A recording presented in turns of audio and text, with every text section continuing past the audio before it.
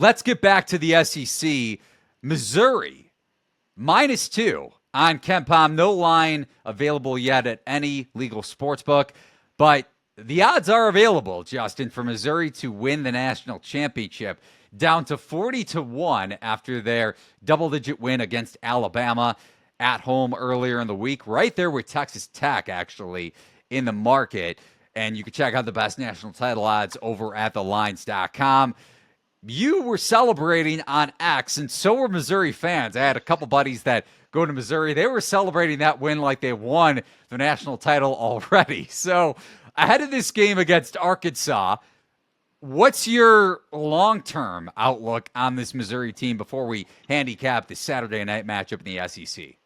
Well, I think for me, the long term is right where the market is now.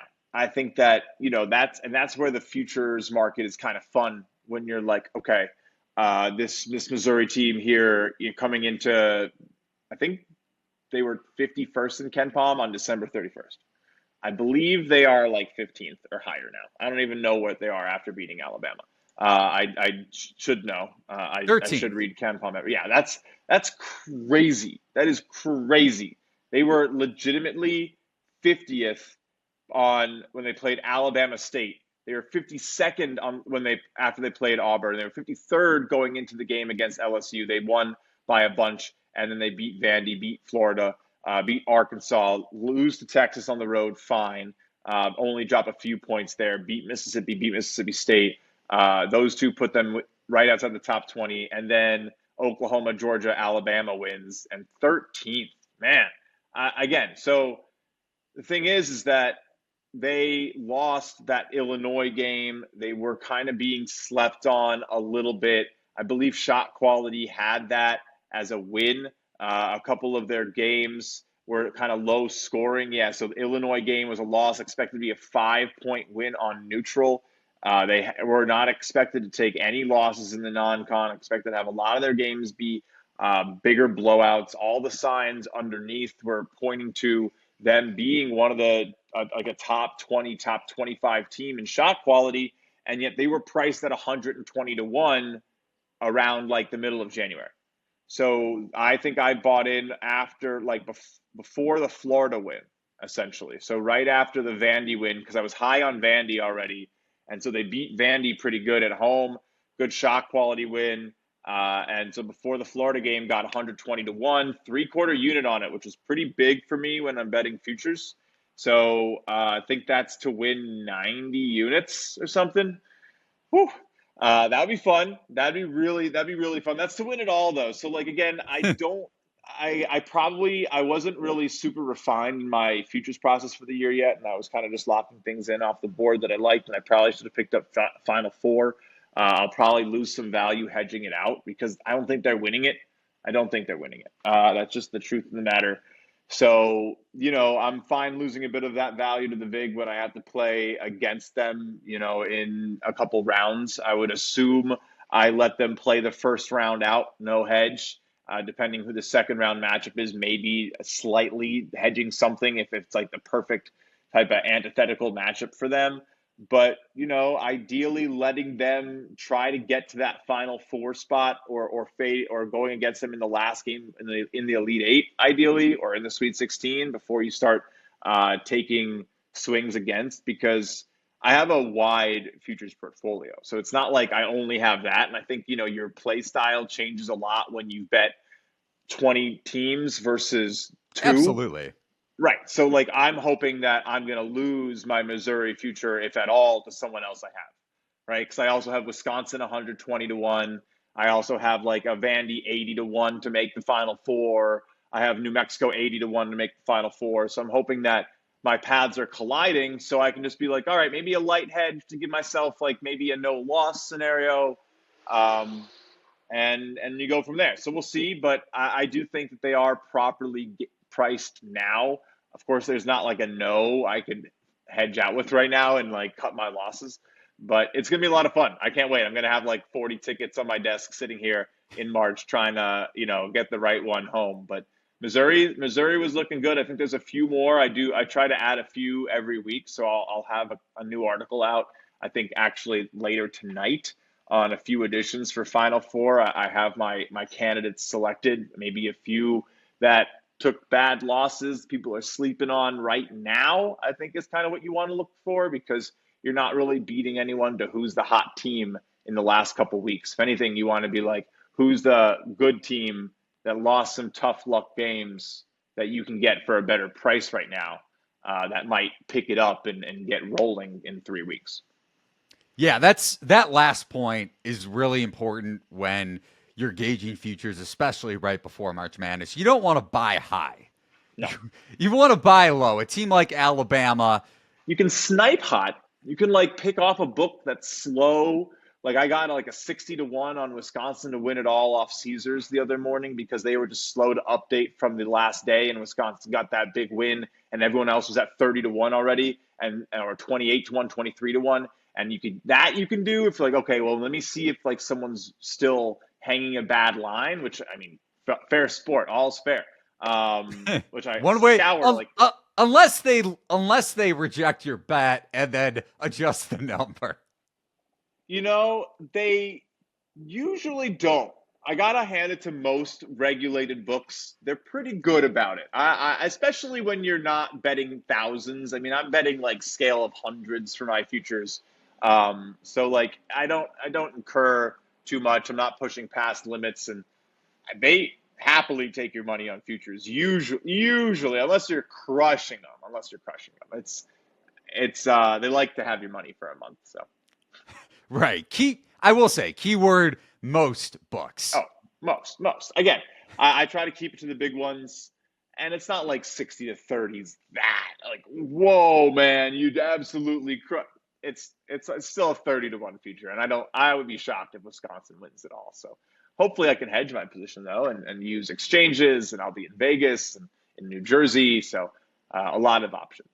At least you're a realist. I appreciate that. I try to keep it as real as possible. I think I'm like mid to high level gambler. I wouldn't consider myself professional yet. I'd love to scale that far and have it pay my rent eventually. I think mathematically I can get there, but no, but I don't even mean from that standpoint.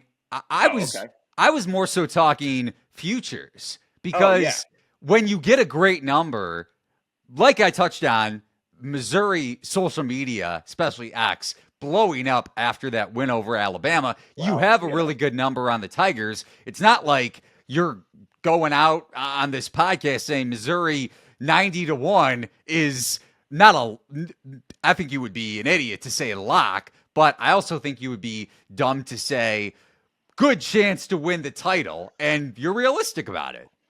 I mean, I think I've already kind of won the gamble in my effect, right? Like, even I hope that they go in with a 30-1, and I have a bunch of tickets that I paid 100-1 that I have 30-1, and that just play at that level. I just hope that's all. I'm just hoping I'm right, and that this Missouri is capable of beating. If they can beat Alabama at home, they should be able to beat 75% of the field on a neutral. That's the hope. So that gamble means that they're getting into the third round, and I'm holding a 120-1 on a team in the third round that is probably at that point, 10-1, 15-1 to win it all, and maybe even favored to win their third round game, and I can get out at a plus 150 for 15 to 20 units, and if they lose, I'm happy. If they win, I'm still holding like an effective 80-1. So it's not exactly science, but it's fun. And I think if you have history of winning with futures, which I have, I think, I'm still up on my futures from I had like 2 futures 3 years ago, the Villanova year with the Achilles injury to Justin, whatever his last name was. Justin Moore, right. I had Kansas Villanova as my 2 futures, and they met in the Final Four. So I took Kansas 14-1 into the final. And did very well with that. So don't bring that game up, that national title game. I had UNC against the spread, so that was fine. Thank you, DeJuan Harris, for stepping out of bounds.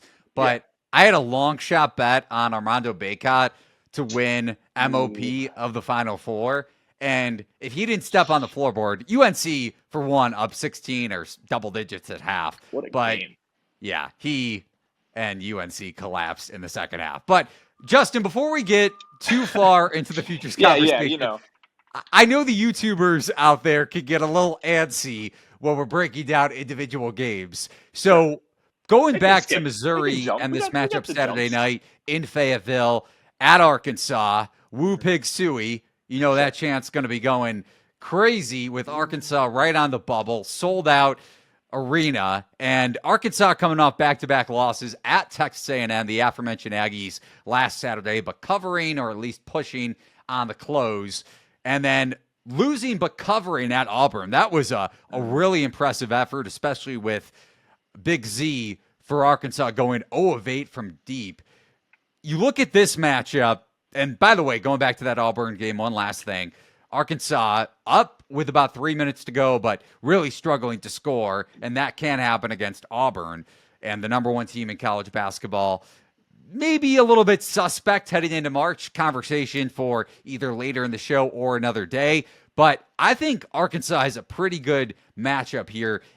Missouri, despite their offensive prowess, especially going back to that Alabama matchup on Wednesday night, 47th in adjusted defensive efficiency nationally per KenPom. Arkansas, conversely, 6th in adjusted D over the last month, and very, very good with their transition defense, which is big against Missouri's up-tempo offense, especially Caleb Grill, who is borderline elite when you look at his transition efficiency numbers, whether it's from behind the arc or attacking the rim. And to that point, the Hogs' rim defense of late and overall this season, led by Big Z and Thiero, borderline, I think 80th percentile, 85th percentile, and they're really, really good in their ball screen defense, which is big against a Mizzou offense that in the half court is pretty reliant on their ball screen action. Looking also, if you go back to the first matchup, Arkansas lost that game by double digits. They were a different team at the time with Boogie Flan in the lineup, out for the season. John L. Davis has really found his confidence and also seemingly healthier at this point. So number dependent here with KenPom sitting at Mizzou -2, but pretty strong lean for me with Arkansas at home against the spread. Yeah, no, I think I'm fully on board. It's the SEC and it's a home game. It's just, is it that easy? Maybe. It's not Not if exactly you're rocket Texas science. A&M.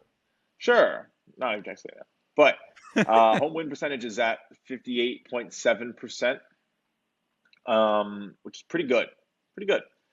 And again, I do think that this is a spot where you could see Missouri maybe, I wouldn't say regress. They've been doing great. All their games have looked solid. The Oklahoma game was expected to be much closer.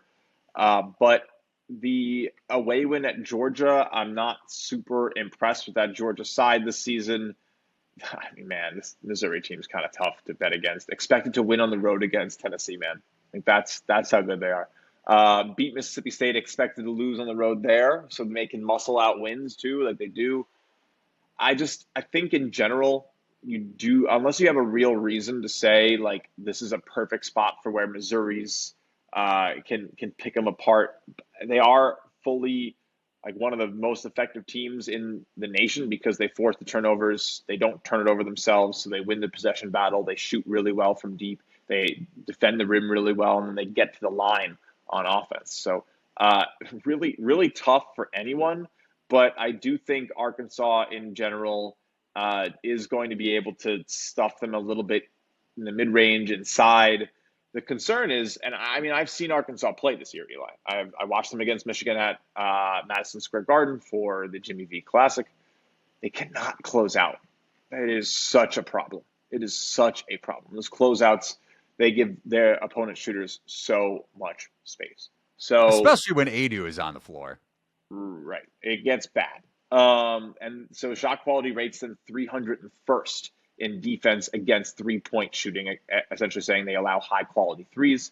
And then, it's both the dribble, off the dribble, and the catch and shoot. So it's not like, they're just firing out the catch and shoots and they're getting a lot of space. No, they get beat off the dribble too. and they allow plenty of shots from deep. Luckily they do force a good amount of isolation by keeping opponents away from the rim a fair amount, but it's still the SEC. So you're still getting 40% of shots in the rim. You're talking about differentials of 4 to 5% between teams, separating the entire pack. In terms of like luck, they have definitely been overperforming defensively and underperforming offensively. So a little bit of a tough sell for me on Arkansas. I think I probably will lean against them just because Missouri has been that great. But again, I see both sides of the argument. I won't have a bet on this one. I'm assuming that, everything's modeled pretty well with these teams. It's very hard for me to find a play in the SEC at this time of the year. I mean, my play volume, when we first started doing the show in December, Eli, I was probably hitting 30 to 35% of the slate in terms of spreads alone. Now I'm, struggling to get past 22 and a half because again, it's just everything's kind of caught up. The edge that we have in our shot quality data that I'm able to find early in the season, it dries up because teams perform as we expect and Ken Palm catches up. So the lines essentially catch up. So once everything kind of plays out as I think it's going to, and we're correct and we win bets, long term, that means that, the market's going to catch on over time. So it gets a little bit slimmer and it's a tough spot. The market understands these teams well, and there's nothing wrong with your data pointing to that because it should be the most common result. And that's the thing with Arkansas here. Covering despite losing at Auburn. Covering or at least pushing against Texas A&M last weekend. Covering against LSU. Covering against Alabama despite losing at home. And then covering at Texas, covering at Kentucky, losing outright at home to Oklahoma. Hogs weren't right, at least to this extent, yet at that point. And then beating Georgia with a dominant second half effort. And that's when this run really started to get kicking into high gear. So the market is going to seemingly be fully adjusted by this point, especially with the way Arkansas looked. Maybe you could argue letdown spot for Auburn at home after they go to Tuscaloosa in the first 1-2 matchup ever in the SEC, win that game pretty much wire to wire. If you got a wire-to-wire odds on the Tigers, payout was pretty good, I'm sure, last week, and especially with Auburn closing as an underdog. But I'm with you. That's why I closed out my handicap with number dependent here. If it's 1.5, even though that may not seem like a massive difference from 2.5, just in terms of models and numbers, maybe a stay away for me. Yeah, I think likely not going to have a wager down if I had to guess. If it opens anything crazy, yeah, potentially. But I can see both sides. So if it's that far off Ken Palm in either direction, 2 to 3 points, you probably have reason to take both because, assume the Ken Palm number is probably pretty good.